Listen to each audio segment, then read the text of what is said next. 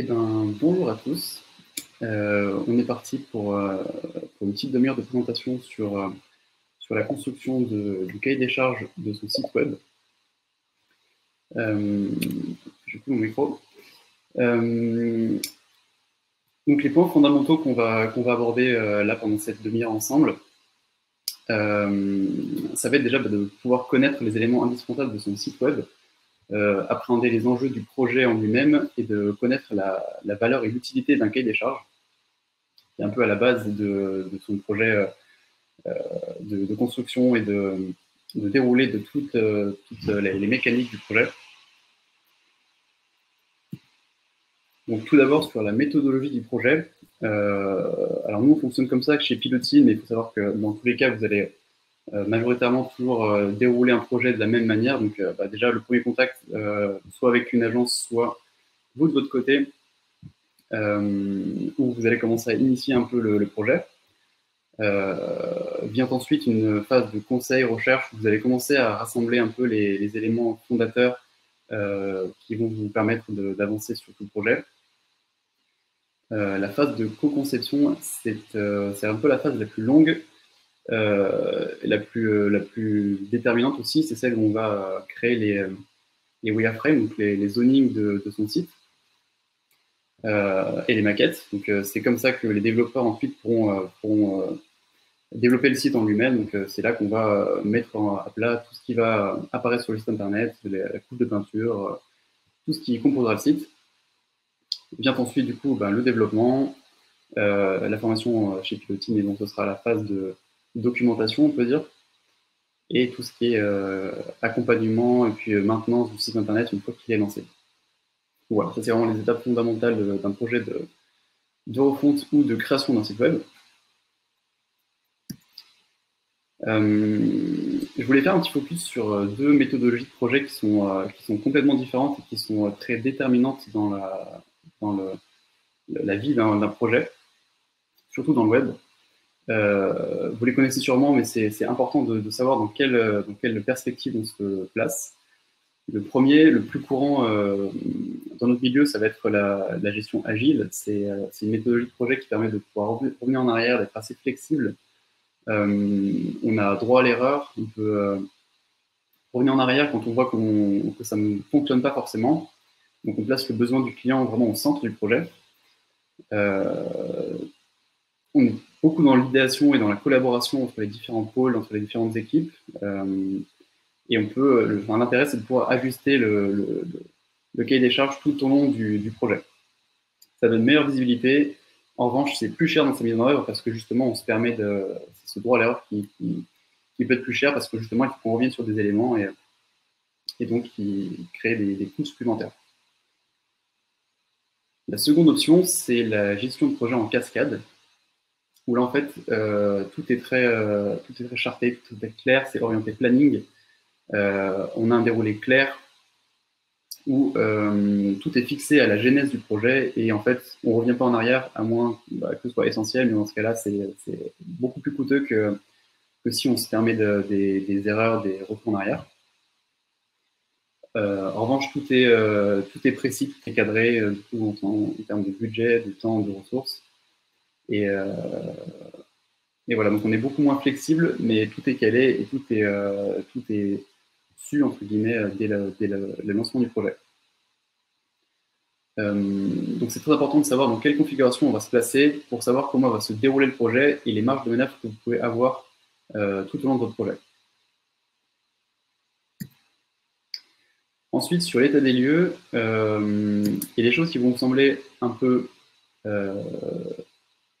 évidentes, mais c'est bien de faire un petit check-up. Ça vous donnera une petite boîte à outils des éléments qu'il ne faut pas oublier à la genèse du projet, que ce soit en termes d'accès ou de documents à fournir ou à collecter. Donc ça passe déjà par tout ce qui est accès pour quand vous passerez à la mise en ligne. Si vous avez déjà un compte Google Analytics ou s'il va falloir que vous créiez, si vous avez déjà pensé à votre nom de domaine, où est-ce que vous allez être hébergé, etc. Ça peut aussi être, si vous prévoyez une newsletter, de déjà savoir sur quel outil vous allez partir. Rassembler tout ce et justement les mettre dans un cahier des charges ou dans quelque chose de plus sécurisé comme Dashlane, par exemple. Donc, c'est rassembler tous ces accès-là. Ensuite, ça va être faire un état des lieux de tout ce qui est fichier média que vous avez à votre disposition, sachant qu'évidemment, le plus important, ça va être la charte graphique de votre entreprise et le logo. Ensuite, si vous avez aussi des banques d'images avec des photos, des vidéos, savoir si vous avez déjà assez d'éléments pour alimenter vos maquettes. S'il va falloir que vous utilisiez des banques d'images libres de droit, par exemple, ou si vous pouvez utiliser que vos ressources en interne. Vidéo, pareil, si vous avez déjà un compte YouTube qui va vous permettre de mettre des vidéos, des choses comme ça. Et enfin, avoir réfléchi dans les grandes lignes à votre stratégie digitale, savoir ce que vous allez mettre en avant, si vous avez déjà les comptes sociaux associés que vous allez vouloir promouvoir sur votre site internet. Bon, c'est un métier tout autre, mais c'est important de savoir ce que vous allez vouloir mettre en exergue sur votre site internet en termes de médias sociaux.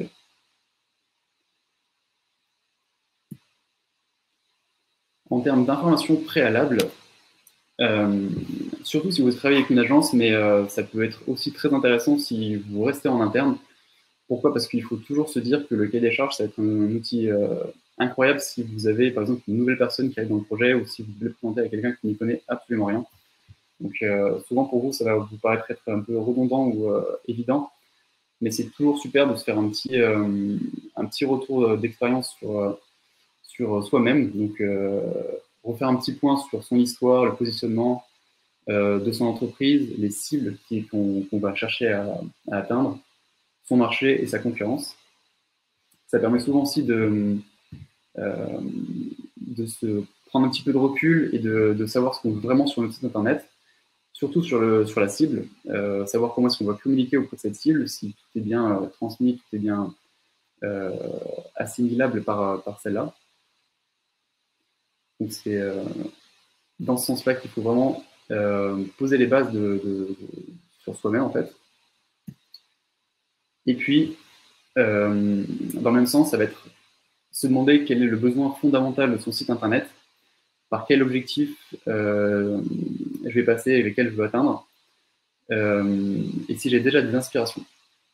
En fait, ces deux étapes-là, c'est vraiment poser un cadre à son site internet, savoir où on veut aller et pas qu'on se dise à la fin du projet qu'en fait on aurait voulu une toute autre chose. Et donc, on est bien caler ses besoins, là où on veut aller. Si on veut avoir un site institutionnel, si on veut avoir un site e-commerce, un site vitrine, les objectifs et les moyens ne sont pas du tout les mêmes. Donc, toujours caler ces points fondamentaux à la genèse du projet.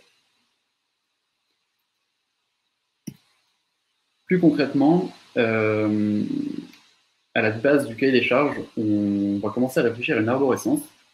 Donc l'arborescence, c'est en fait la structure de votre site internet. Donc là, par exemple, je vous ai mis une petite capture d'écran d'une arborescence générique qu'on crée nous sur chacun de nos projets. Vous avez des outils d'ailleurs qui peuvent vous aider à faire ça comme MindMaster. Où en fait, on va déposer les différents onglets de son site internet avec les sections qui vont composer ces onglets. Sans rentrer dans le détail, mais c'est poser la structure du site internet pour savoir où on va, quelle page il va falloir qu'on crée, quel contenu on va devoir mettre en avant, et du coup, savoir ce qu'il va falloir qu'on crée, ce qu'on a déjà potentiellement, les fonctionnalités qu'on va aussi ajouter aux différentes pages, aux différentes sections du site, se demander si on veut un blog, si on veut parler de nous avec une page à propos, si on veut avoir une page contact, ou si on préfère prendre un peu de recul et que les personnes ne contactent pas. C'est ici qu'on va se poser vraiment les questions de ce qu'on met en avant sur son site internet. Et ensuite, après, dans le cahier des charges, on va détailler tout ça avec des sections de contenu, de gabarit, qui en diront plus sur tout ce qui est éléments, tout ce qui est animation, etc. Donc vraiment, l'arborescence, c'est le point primordial quand on commence son cahier des charges, de tous les éléments qui sont à coucher sur le papier. Et donc la version de MindMaster, en version gratuite, vous permet de faire trois modèles comme ça, donc c'est largement suffisant quand vous avez un ou deux projets uniquement. Par rapport au cahier des charges maintenant, on va toujours commencer, toujours dans la logique de passation du cahier des charges, à rassembler les informations légales, en tout cas dans la mesure du possible, sur tout ce qui est entreprise, prestataire, pour en fait pouvoir contenir dans un seul et même document toutes les informations importantes et utiles. Donc là, nous, par exemple, on peut partir sur la date de création, l'auteur, le budget relatif au projet, le nombre de jours qui sont prévus. Très important aussi, du coup, mettre tout ce qui est information relative à l'hébergement, donc l'hébergeur actuel, on peut mettre aussi le registrar, le CMS qu'on utilise actuellement si on a déjà un site internet, le lien du site internet, celui, si on va changer la nouvelle URL de son site. Donc c'est un peu les informations préalables qui composent le projet financièrement et voilà.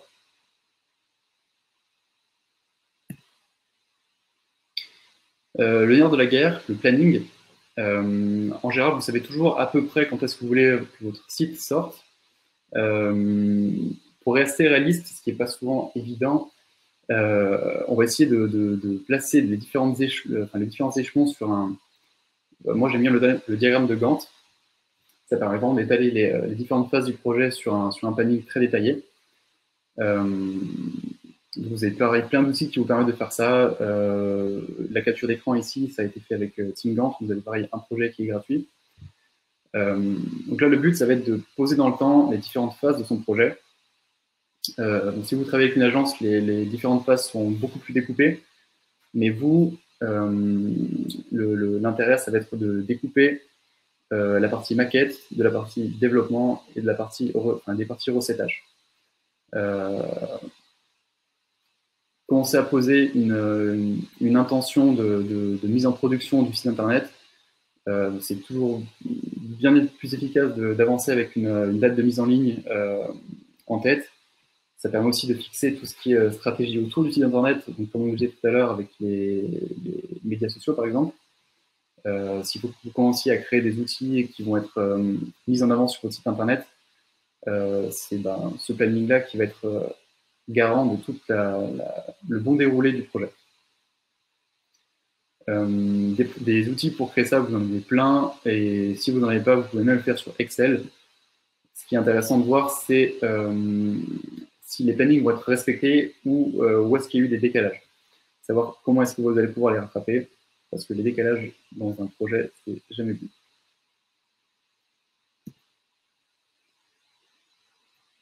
En termes de technique, ça va être très conditionné par votre projet en lui-même. Si on est sur un site vitrine, il n'y aura quasiment aucun aspect technique à part entière, à part peut-être les animations. Si vous êtes sur un site e-commerce, ça peut être complètement différent. On peut avoir énormément d'interactions, de scénarios de vente, de tunnels de vente qui vont nécessiter de rentrer vraiment dans le détail. Donc là, évidemment, le cahier des charges, c'est l'endroit où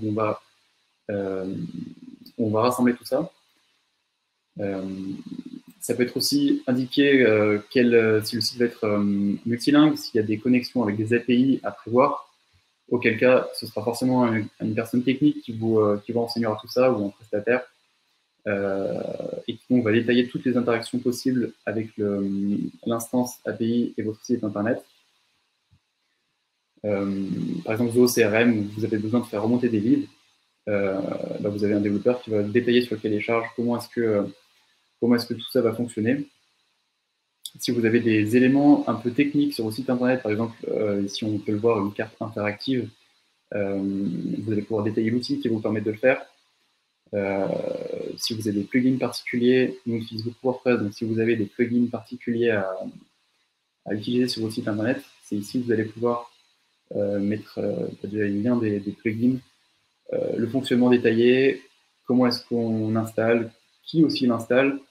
Le cahier des charges, c'est un très bon outil pour partager les différentes tâches aux différents protagonistes qui interviennent sur le projet.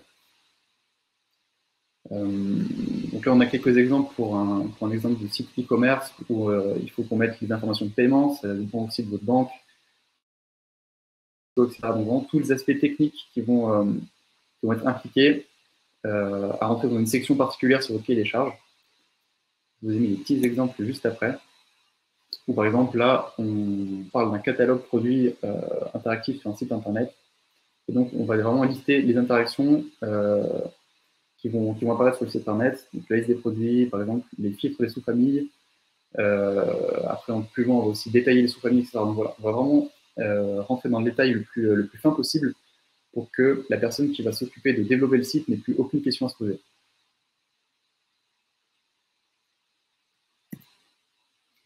Autre exemple, là, par exemple, pour un scénario de formulaire dynamique où quand un formulaire est soumis, par exemple, on va déclencher plusieurs scénarios avec des emails de relance, etc. Donc, le cahier des charges va permettre de poser vraiment toute la logique du formulaire pour que le développement se fasse sans accroc, sans question. Que ce soit une méthode agile ou en cascade, le raisonnement est le même, c'est sauf que la méthodologie agile, on va permettre de créer ces éléments au fur et à mesure du projet, alors que pour une méthodologie de projet en cascade, tous ces éléments-là seront fixés et validés à la genèse du projet. Et donc tout sera développé d'une seule traite jusqu'à la livraison finale du projet. Les gabarits, donc c'est ce qui découle de l'arborescence qu'on aura créée en tout premier. C'est un peu ce qui va vous intéresser le plus, on va dire. On va simplement détailler chaque section des pages du site en détaillant les éléments qui vont composer chaque page et détailler ensuite les interactions qui vont être développées. Donc ça peut être des animations, ça peut être des CTA, donc des call to action, des boutons, des liens, ça peut être tout et n'importe quoi. On va vraiment détailler au maximum dans le niveau le plus fin sur le cahier des charges chacun des gabarits, chacune des pages, chacune des animations qui vont composer le site internet. Donc là, on a l'exemple d'un bloc vidéo qui peut être pour lequel on peut voter et partager sur les réseaux sociaux. Donc on indique les éléments à reprendre, le réseau social, l'interaction qui va être décrite avec le bouton. On a aussi, très important, le fait de mettre l'URL du site. Le développeur, il ne faut pas qu'il puisse se poser de questions quand il va créer les différentes pages de votre site internet. Souvent, c'est laissé de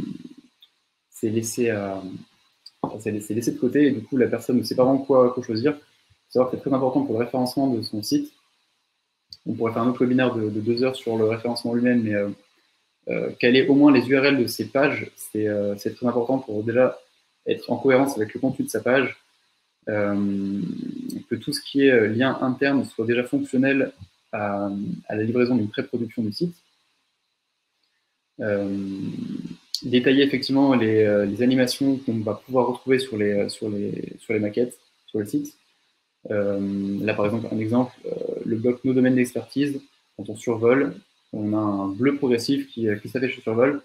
Donc, effectivement, ça va être couplé avec soit des prototypes, soit évidemment les maquettes. C'est juste que là, on décrit l'interaction et ça vient alimenter et soutenir ce qui est déjà écrit dans les maquettes et dans les potentiels prototypes qu'ils vont créer, c'est idéal. Donc, un prototype, c'est une animation vidéo d'un défait sur un blog, par exemple. On peut aussi décrire les différents formulaires, donc mettre tous les champs qu'on veut mettre obligatoires, etc. Donc, chaque section particulière va être décrite spécifiquement sur le cahier des charges.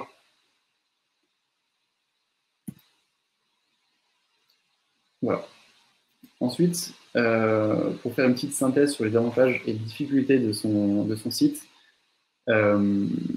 déjà en fait, ça vous permet de prendre du recul, de concrétiser, de bien manager le projet, ne pas foncer tête baissée et se rendre compte qu'en fait, c'était pas du tout ce qu'on voulait à la livraison du projet. Donc c'est pour ça que personnellement, je vous déconseillerais la méthodologie en cascade. Ça permet de se poser les bonnes questions, de faciliter la communication entre les différents pôle de votre entreprise ou avec vos prestataires. Et puis légalement, ça permet d'avoir une trace écrite et actée de tout ce qui a composé votre projet. En revanche, c'est assez difficile d'avoir une vision claire dès le début de son projet. Souvent, c'est le cas pour nous chez Pilotine, les clients ne savent pas forcément ce qu'ils veulent au début et c'est tout à fait normal dans le sens où, surtout d'ailleurs si on a une création de projet, de site, c'est difficile de savoir ce qu'on va vouloir dire sur son site, savoir ce qu'on veut afficher. Les besoins peuvent changer au cours du temps. Donc c'est difficile, mais il faut vraiment faire ce travail de coucher sur papier tous les éléments qu'on a déjà à disposition à la genèse du projet. Et ensuite, justement, alimenter avec les différentes phases, les différentes sections qu'on ajoutera au fur et à mesure de son projet. Et donc, choisir des méthodologies de projet qui vont être adaptées et cohérentes avec son site internet, toujours dans une logique d'avoir une bonne continuité dans son projet. On a préparé un modèle de cahier des charges. Si vous intéresse, vous pouvez le télécharger au lien qui est ici. Donc évidemment, je vais vous le copier-coller dans le chat pour que vous puissiez le télécharger si vous le souhaitez. Dans le but que ça vous donne une base de modèle de cahier des charges en fait, qui reprend tout ce qu'on vient de se dire et que vous allez pouvoir adapter avec votre projet à vous. Donc n'hésitez pas, il est évidemment gratuit.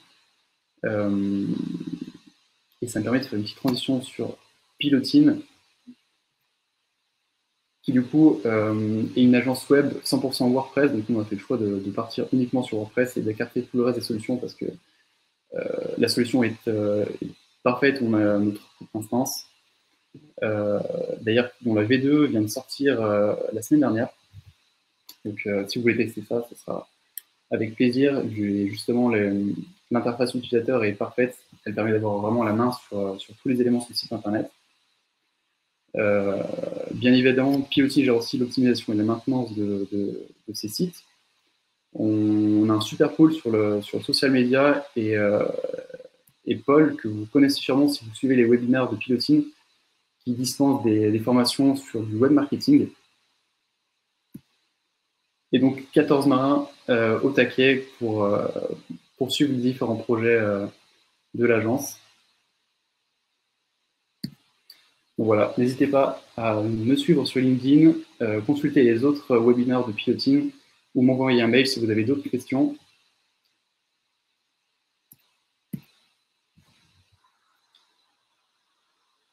Et merci pour votre attention.